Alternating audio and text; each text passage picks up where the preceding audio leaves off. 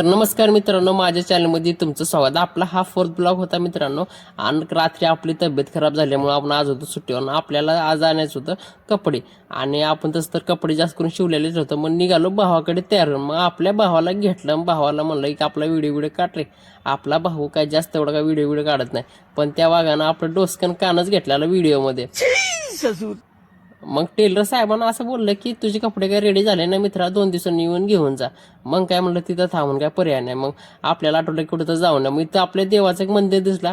मग आलो दोघं भाऊ देवाच्या दर्शनाला. आणि आमचं नशीब एवढं गांडो मित्रांनो, आम्हाला देवाचं काही दर्शन भेटलं नाही, कारण का इथं सगळे गेट बंद होते आणि आज मंदिर होता बंद.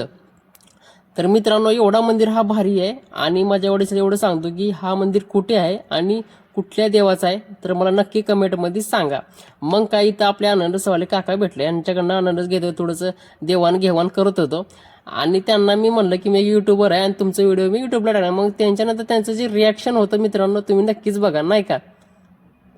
हे बघा, लय ते एकदम अचंबत झाले नाही का. मग काय म्हणलं, लय हसलं मी, त्याने पण हसलं नाही का. त्याच्यानंतर आम्ही आलो इथं पानपुरी खायसाठी. मग पानपुरी इथं खाली मित्रांनो.